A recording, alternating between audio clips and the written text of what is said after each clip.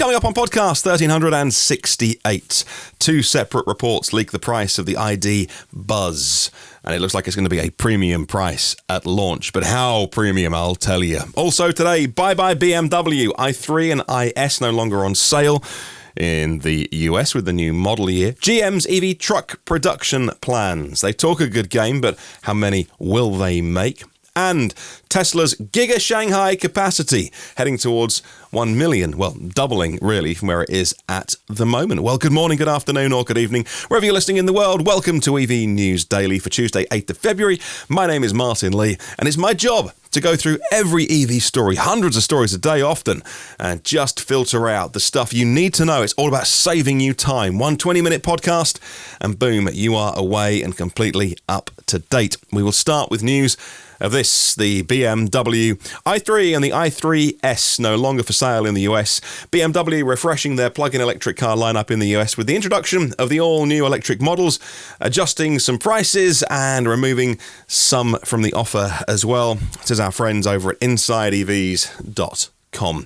And of course, the big upshot is the BMW i3 and the i3S no longer on sale, they say in their article. The current all-electric list, which they have here, there are two BMW i4 versions. Get the M50, it's brilliant. And the one iX version as well. No BMW i3, no i3S. It's no great surprise because we know the final one of those is going to roll off the production line in Germany this July. Man, I'd love a road trip and drive over, meet some of my German listeners and have a party. I wonder if BMW would be up for that. Car companies are notorious, all companies I suppose, for looking forward, talking about the next greatest thing. Look at Tesla, the original Roadster, largely unsupported. I have a friend that owns one, and I would think that Tesla would have him on speed dial. There's only so many of these vehicles in the world. It'd be, hey, let's look after these. This is where, these are legendary collector's items where one of the world's greatest companies started. But he calls them up to get service, and they're like, an original Roadster? Hang on a minute, we'll be right back. So I would think BMW should be celebrating the i3, the car that changed so much, but I don't know. I think they might just let that one go quietly. That'd be a shame if there's no big party, because, I like some cake and balloons. It's always good. So the i3 was sold since 2014. The article points out 45,000 were sold in the US. In the recent 2 years, the volume did decrease, though, as the car was less in demand, but still a fabulous, fabulous vehicle. Space-age technology still. Next, we'll talk about BMW's CEO talking about combustion engines. Not that they shouldn't be around or that we should ban them, but actually quite the opposite. During a closed-door meeting inside the German Federal Parliament, the Bundestag, last week, the auto giant CEO Oliver Zipse warned it would be unwise to phase out internal combustion engine technologies too soon. Points out this article on Observer.com, and they have a quote from him as well. He said this, and I quote, "Combustion engine is the largest automobile market segment in absolute terms by far in Germany, also in Europe and worldwide. Before you simply switch off something like this within 8 or 10 years, you have to know what you're doing," according to the report, is what he said in the meeting. And again, I imagine this would have been in German. This is translated to English. So phrases like, before you switch off combustion. Of course, if you're talking about an 8 or 10 year time frame, there's no switch. A switch is overnight. It's binary. So again, he could have said, it could have, in German, it could have been like phase out rather than flick the switch. I don't know. I'd just be careful with that language, I would say. But he does have form for not exactly raving about electric vehicles. And that is the perennial problem of anyone that makes both combustion and electric vehicles. Some are navigating it better than others. Volvo were one of the first ones to draw a line in the sand and say, that's it, we're going all electric. And it hasn't killed off their combustion business, because largely people that don't really care about EVs all those years ago when Volvo was so early to do that, didn't notice the headlines, didn't care about it, still bought their brilliant petrol versions of the XC40 and were very happy with that. He goes on to say, if you try to ban this technology in Germany and Europe, but the world market is not even that far. You will lose this technology in the world market as well. So again, maybe he's talking to these, German rule makers and lawmakers about, and again, if the translation is good, if you lose this technology, so maybe appealing to their national pride of actually Germans lead the way. I don't know what he was trying to say, but he also, again, the quote says, "That's why we warn against doing this too early and not giving the transformation a chance to develop. With the markets, it would be harmful to simply give up a technology in which you have a global market position without need. I don't think this would help the climate." That's going to be an unpopular opinion with many listeners and viewers of this podcast. It's an unpopular opinion with me because we do need to do it urgently for the climate.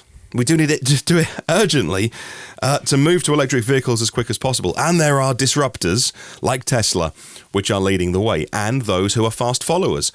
The CEO of Volkswagen, Herbert Diess, has used that phrase, I believe. I think he used the phrase fast followers or first followers and showered praise on Tesla and said, right, we are behind. We want to catch up and overtake. He was more humble with it as well. BMW have always been, apart from when the i3 was around, but hey, I mentioned Herbert Diess. Guess who was looking after the i program back in the day before he left to go to Volkswagen? BMW have always been this kind of half-pregnant state of electric cars are great. Please buy our petrol and diesel cars. And that is the perennial problem with any established car maker, because as I think it was in yesterday's podcast, time flies.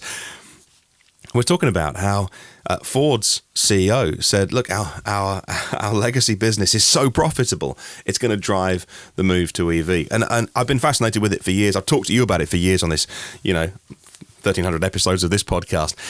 It's not going to be a smooth transition. It's not going to be a gentle glide path down of this profitable combustion business and this slow crossover of EVs come up and then their finances all work out lovely. In many ways, it's easier to be a much loved, fancied darling of the startup world, showered with money and praise, and not having to keep on hundreds of thousands of workers and pensions and unions and supply chains, etc., that have been in place for years, and they're really good at making combustion engines. So I don't envy them.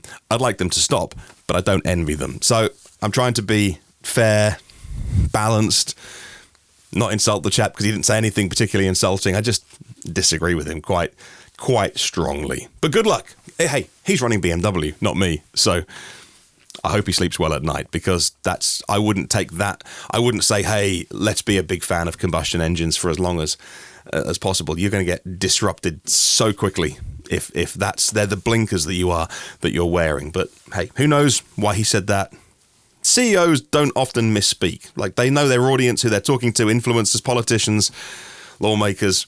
They say things on purpose. So let's give him the benefit of the doubt. Now, we'll talk about GM's EV Truck Business. This next report, coming from Automotive News, says that General Motors will increase production of their electric trucks and Cadillacs this year by more than 6 times the previously planned output, according to information shared with suppliers. And that's good, because GM talk a really good game.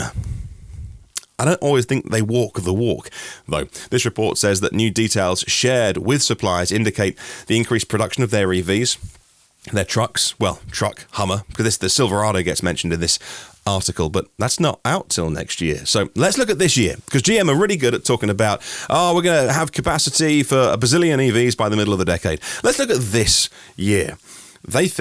This article thinks that there is enough in the supply chain to indicate that the Hummer is going to be made 21,000 times this year at their Factory Zero in Detroit. And for the Cadillac Lyric, which looks like a great car, by the way, at an amazing price, 25,000 of those, up from 3,000, which were planned. But that's still 46,000 vehicles if the Bolt program isn't started up again. And there's no guarantees that the Bolt and the EUV will go into production again. I mean, they have to, surely. I don't know. But if it was just that 46,000 vehicles, that is a couple of weeks production for Tesla. If they get to 1.4 million vehicles this year, what is that, a week and a bit? It's just not good enough from GM. You know what? I think it is good enough. I think it's good enough for a company that would say, we're finding our way, our old business is funding the new business, and we'll get there. But GM don't talk like that. They have these grand statements about leading the EV industry, and it's a little frustrating, I must admit, to be talking about this every single day. When you actually look at the hardcore numbers, 46,000 electric vehicles this year for a company the size of EV. They don't restart the Bolt lines. They got the battery. They're still using all the batteries to replace the ones in the fire recall. GM saying earlier today in a statement, which I'll read you, as we have said, we have announced battery cell and assembly capacity investments that will give us 1 million units of EV capacity by the end of 2025. Great number, isn't it? 1 million. Wow, 1 million. Wow, GM must be doing really well. It's not 46,000 though, is it?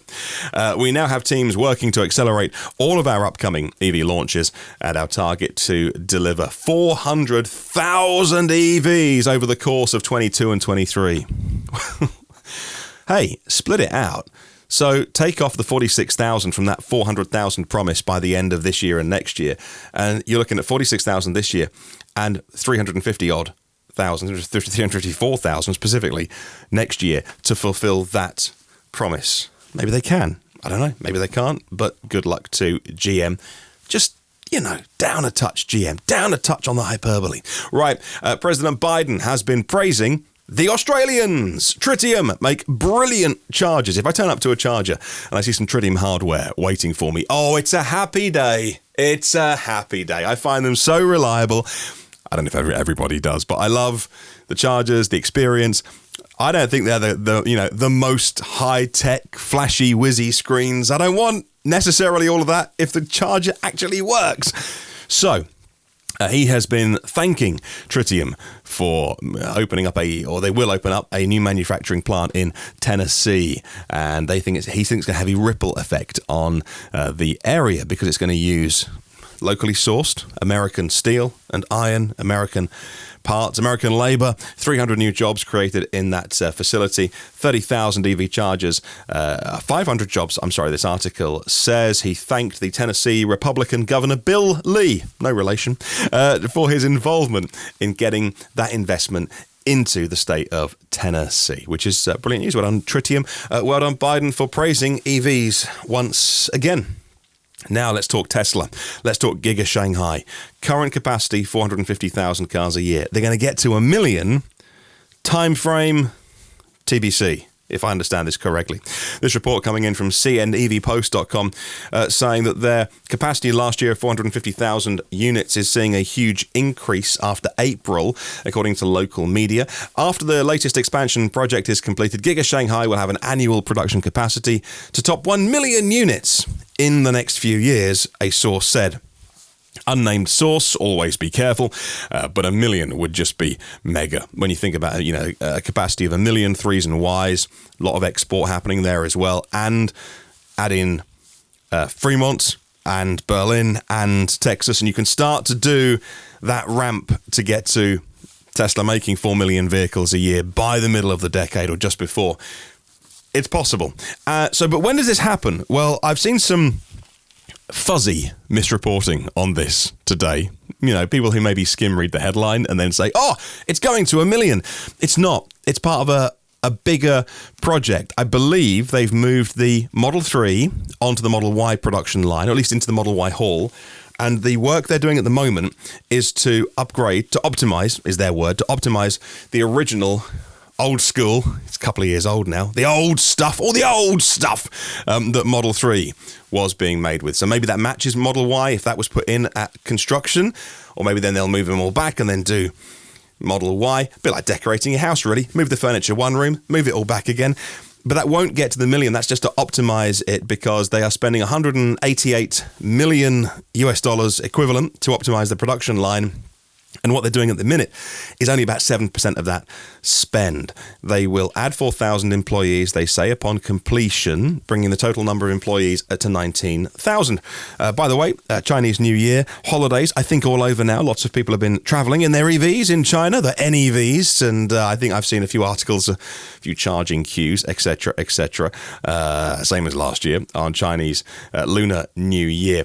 But the job positions are being advertised today. This report says there are currently 1,523 open positions at Tesla Shanghai in service, R&D, manufacturing, 11 categories in all. 400 of those are manufacturing and supply chain. So lots of new jobs going into Shanghai, and a gradual improvement, you would say, to get to that million.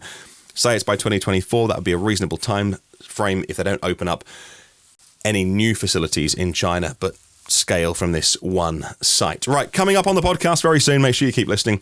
We're talking about Alfa Romeo, a legendary name, going electric, and Volvo cars using a bit of Tesla tech, but it's not really, but it kind of is. Oh, look, I'll explain when we get there. Leave us turned on. Now, let's talk about that story of... no, first of all, let's talk about just a quickie. Tesla's battery supplier, LG, also confirming, by the way, today, part of their financial results, they are making the 4680 cells, and no more details. So that is it. That's the story, really. 4680 is simply the dimensions of the baked bean tin. What's inside is the secret sauce, and we don't know what's inside. It won't be the LFP chemistry, the lithium iron phosphate, because Elon Musk has said they won't use that chemistry in that form factor. It doesn't suit it. It'll be and they're using LFP cells for the battery storage and for the shorter range, less performance cars around the world. But who knows what's inside these LG cells? It'll be to a spec. Surely it'll be to Tesla's specification, but is it the tabless design? Is it their own technology that they're making their cells out of? We just don't know. We look forward to finding out. Now we'll talk about Stellantis for a couple of stories. Their truck brand, Ram, are next in the news. The electric pickup has been teased and a name confirmed. We now know it's going to be called the Revolution, confirming the pickup's name, and with a couple of teaser shots as well, giving us more clues about the upcoming model. Regarding its specs, they told us absolutely nothing. Thanks a lot. Although Inside EVs does speculate here that the battery packs could be up to 200 kilowatt hours. Well, I mean, they could be. And it has 500 miles of range and charging at a rate of 20 miles a minute. Okay, that's very fast. I'm not sure what tech they've got in their locker at the minute in Stellantis, so that would be next generation for them. They talk about that one of their 4 new platforms called the STLA frame platform, that body on frame would be, I presume, used for the Ram. I'll pop a link to that story in the show notes if you'd like to read more. Next, let's talk another legendary name, Alfa Romeo, going all electric as Stellantis tries to catch up and moving all of their 14 brands to electric. Alfa Romeo earlier today live streamed the new Tonale. It's out in 2023. It's a plug-in hybrid. It's the first electric model that will be a fully electric model lineup by 2027. This article from MotorTrend.com saying it'll come as a hybrid in both Europe and Asia, but not necessarily a plug-in hybrid. They also talked a lot about their stop-start technology and how the hybrid technology can help reduce emissions. What they're talking about there is just, pretty unimpressive, I would say uninspiring, mild hybrid technology that's been around forever. Here's looking at you, Toyota Prius. So, didn't mean to do that. I'm sure it's all moved on. I'm sure it's all great and better and wonderful, but still, unless it's got a plug, come on, Alfa Romeo. You don't need to be making that stuff. Stick a plug socket on, 30 miles of range, 50 miles of range, probably what we need from a plug-in hybrid on a sports car like the Tonale. Let's move on. Let's talk about Volvo next in the news. Moving to cast parts with GigaPress machines. Volvo investing in their Torslanda manufacturing plant in Sweden. The introduction of mega casting of aluminium body parts for the next generation of electric Volvo models is the most significant and exciting change implemented as part of the investment package. Mega casting creates a number of benefits in terms of sustainability, cost, car performance over the lifetime, and Volvo Cars, one of the first car makers to invest in this process. Yes, one of the first, but not the first. Of course, Tesla get many of the headlines and the credit, you would say, for using the IDRA presses. Now, these as IDRA named them GigaPress, that's not a Tesla name. They dubbed it that. The CEO called it that. But of course, it fits in with like Gigafactory and GigaPress. So again, Tesla get the credit, and they did go first with this technology in terms of the perception out there. Once again, all the credit. They're so good at taking credit for doing things that other car makers could have been doing if they wanted to. Volvo pointing out in this press release that I was sent that by casting the major parts of the floor structure of the car as a single aluminium part reduces the weight, it improves the energy efficiency, the range of the car. It allows Volvo designers to use the available space inside the cabin, luggage area, and boost versatility of the car, they say. The Torslanda plant has an annual production capacity of 300,000 cars, and that's been around since the 1960s. But let me tell you about this article from Auto Express, who had an interview with somebody from Volvo. The lead engineer for the mega casting project is Dr. Michael Femer. And he said this, and I quote, "Replacing 100 parts with one reduces the complexity of manufacturing." So that's one good thing. If we look at the CO2 emissions of producing a steel floor with a cast aluminium floor, it's a major reduction. That's important also. We say the cost for a cast aluminium floor and a steel floor is ballpark the same, he said, but you have benefits, a weight reduction. One thing I think is important is design flexibility. And that's a really interesting point about these GigaPress parts, the single cast rear end of the Model Y, the front end of the Model Y, the structural battery pack, that I hadn't actually fully thought that through until I read that quote. Of course, if you develop a platform, even like the VW's MEB platform, it can fit anything from a smaller car to a large SUV. The ID.Buzz is going to be on the MEB platform, but there are still restrictions. If you want a small city car with a front motor, small battery, and then you want to make a big SUV with four-wheel steering and twin motors and lots of active suspension, you can't use the same platform. Not without compromise. You can, but it's hugely compromising, right? So actually, with these single cast aluminium parts, you don't actually have a platform that you develop. You have for 8 or 10 years, and you have a 30-year plan with your platforms as a car maker, but rather you have something that is never-ending, almost an infinite platform, because if you want to bolt on the suspension parts in a different way on next year's model, or even a whole different model, you just have a new die and you cast a new part. Wow. I mean, I'd kind of thought that through, but not to that extent of it totally changes the way that Volvo will make cars. Everyone who uses this technology will make cars. And again, I got to say, I think Tesla take the credit, if not for inventing this technology, because they didn't, they bought it from IDRA, but they get the credit from the wider world out there. Really smart. Right, let's move on. Let's talk about our headline story today. We took a while to get to our headline story today, and that is VW's ID.Buzz and the pricing. 2 separate German reports. As I've mentioned, my friends, journalists, have been driving the bus, the ID.Buzz, over the last few days. Covered drives. They do get to actually drive it, but they can't film it yet. There's an embargo. And some of them have been telling me things about the Buzz which I can't tell you because it's under embargo. And so, they do that so that all journalists get a chance to do it. Then they have a date where you can release your stuff. And so it's fair to everyone. But these 2 German reports do at least fit with what my friends have been telling me. This is about pricing. And according to a German publication, the car goes on sale the ID.Buzz on sale in May, arriving in September. And the pricing starting at 60,000 euros. It's 50,000 pounds, 70,000 US dollars. Both the People version, with 5 seats for private customers, and the Cargo version, the van, come out in September. And an Electrive article goes even further and clarifies a few more details. Now the German publication Auto, Motor und Sport, citing its own sources, also reporting prices for the ID.Buzz. Passenger car customers will get a roughly based on the price of an ID.4 but adjusted for equipment price, assuming a 77 kilowatt hour battery and a price below 55,000 euros and maybe 53,900. That's very different to 60. 54,000 euros. Very obviously it's different, but also that fits in with German incentives and subsidies as well. So that does bring the price down a little bit more, 8,000 euros off it. This story from Electrive confirming that then it would start at 45,000 euros. And that's not so bad.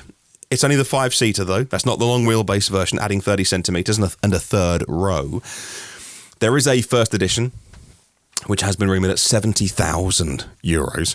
That's like 80-something thousand dollars. I haven't done the conversion. Wow. For the 5-seater, and that's not the long wheelbase. Wow. That is, let's call it premium pricing. We won't call it expensive. They won't like that word. We'll call it premium pricing. I love the look of it. I'd love one. That's certainly not cheap. I thought they would have had a range of models from the start. So maybe a 58 kilowatt hour battery, which is frankly too small when you look at the aero on that bus. 77 should be the middle. That's currently the biggest battery on the MEB platform that can take 111 kilowatt hours. And I would have also gone with a really big battery. The platform can take it, but of course that puts the price up as well. But in order to be aspirational and to have a top of the line model, even if it's expensive, you do sell your cheaper ones by having this Buzz that could have gone several hundred miles, 300 miles on a big slab of car, of van going through the air. Well, we'll wait and see. Well, is it March the 9th, I believe it is, from memory. We finally find out more about that vehicle.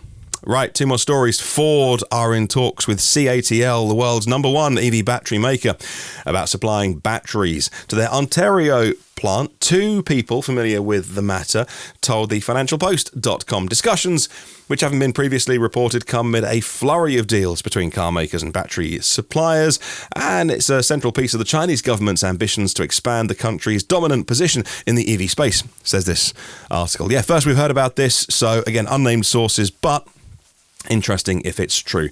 They go on to say that the sources whom the website The Logic granted anonymity because they weren't authorised to speak on this, say that Canadian officials have raised concerns about the prospect of China supplying batteries for Canadian-built EVs, given how the Chinese government uses their commanding position in the world to advance their own geopolitical aims. Very, very interesting that, understandably, the Canadian regulators there, the government, would have some questions they want answered.